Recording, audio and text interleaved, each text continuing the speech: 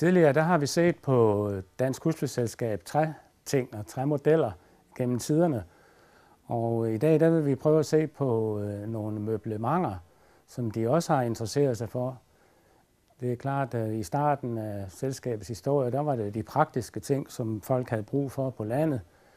Det var økseskafter og skovleskafter, og det var alt det til vognene, de skulle bruge. Det var sækkevogne og trillebøger og alt sådan nogle praktiske ting. Men sidenhen har det naturligvis også været alle de ting, som man skulle bruge i sit hjem, og ikke mindst møbler. Og vi skal i dag se på nogle møbler, som har været lavet. Og her står vi ved den grønne, eller den blå stue, som vi kalder det, fra 1902. Men der har været lavet møbler også tidligere. Rom han fik en arkitekt, der hed Rosendal Langballe, til at fremstille et møblement i 1888. Og så lavede han selvfølgelig tegninger til det og sendte rundt, så man kunne lave det efter tegningerne. Og så har vi altså den her blå stue, et husmandsbohave fra 1902.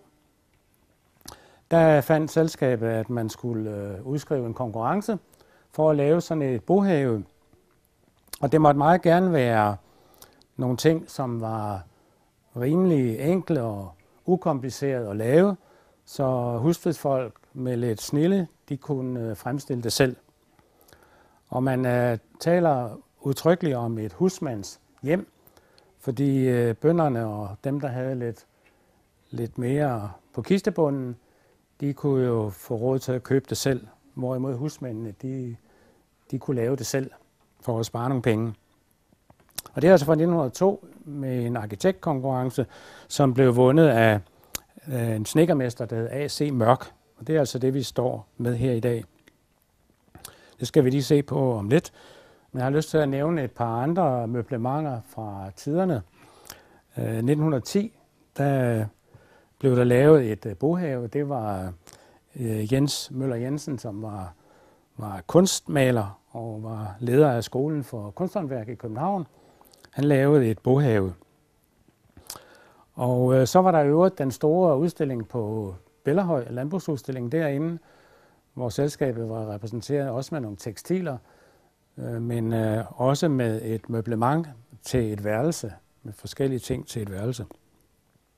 Og den sidste ting, jeg har lyst til at nævne, det var den unge piges værelse ved Husflidstinget i 1968 i Sønderborg.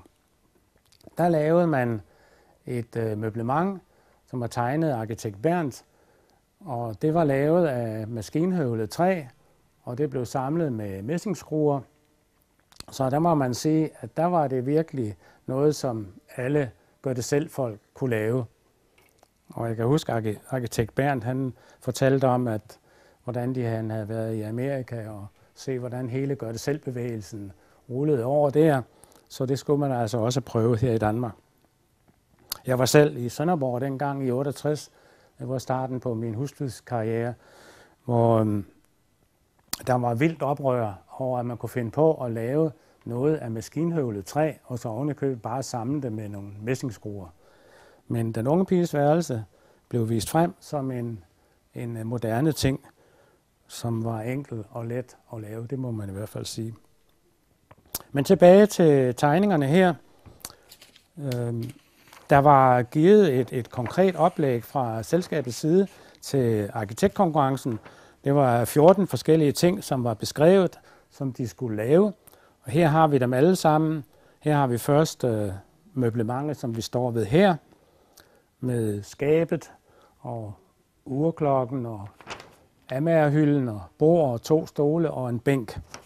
Men ved siden af var der faktisk også et møblement til et soveværelse med seng og skab og kommode og et spejlarrangement. Der var 14 ting i alt. Jeg har aldrig set det der andet end på tegninger, det til soveværelse, men stuen her har vi heldigvis bevaret her på museet. Jeg har lyst til at lige at illustrere, at der var tegninger i fuld størrelse til møblementet her. Her er skabet, vi står med her, tegnet i fuld... Nej, det er ikke i fuld størrelse, men det er i hvert fald i en stor størrelse.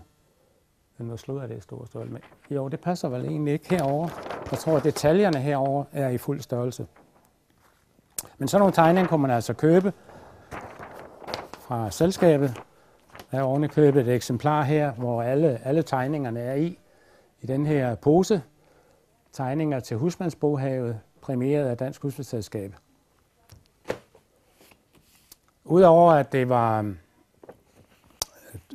ting som til bohavet der, og så var det jo et forsøg på at vise nogle ting, som var enkelte i sin konstruktion, men som også var smagfulde, modsat meget af det, som fandtes i datiden, efter vi havde fået industrien i Danmark, så kunne man jo købe mange ting, og mange ting var ikke lige smagfulde. Og det lagde man vægt på her, det skulle være smagfuldt og godt at se på, samtidig med det altså var forholdsvis enkelt at lave.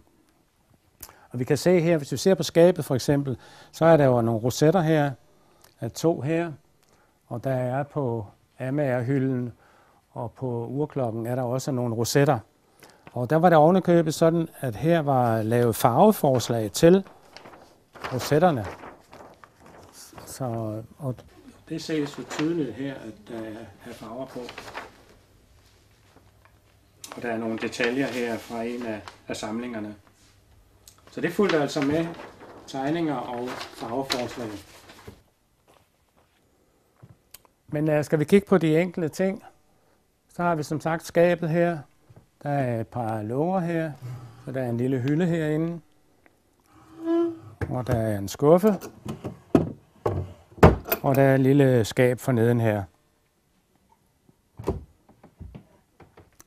Et fint lille skab. Der er i øvrigt også en lille roset her på siden. En sjov lille fin detalje. Og måske lægger man mærke til, at tapperne går igennem her. Det er jo også en ting, som man måske ikke lige har set. Det er jo en dekoration i sig selv. Så tager vi stolene her, hvor der også er en dekoration på overstykket her, og nogle fine afslutninger heroppe. En nydelig sædestol, selv på benene. Hernede er der små dekorationer.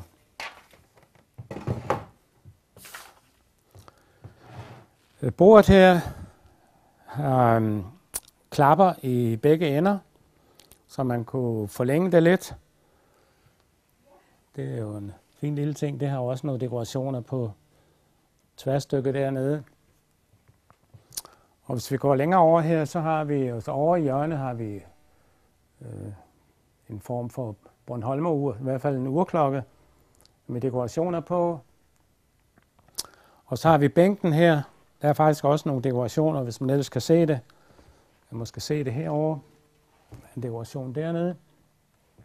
Og så var den konstrueret sådan, så man kunne ligge på den, for den er jo ikke så lang.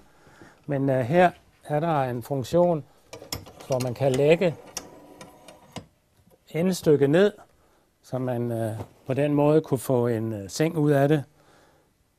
Det her eksemplar kan rent faktisk klappes ned i begge ender. Så vidt jeg har læst, så var det efter tegningerne egentlig kun meningen, at den ene ende skulle kunne lægges ned, men her kan den altså lægges ned i begge ender. Og så har vi til sidst amagerhylden her, med de samme fine rosetter på, farvelagte rosetter. Det, der står på hylden, det er rent faktisk højskolens tidligere havemand Mads Højer, der har modelleret små miniatyrer af Husflidshøjskolen. Ja, det var møblementet til et husmandsbohave.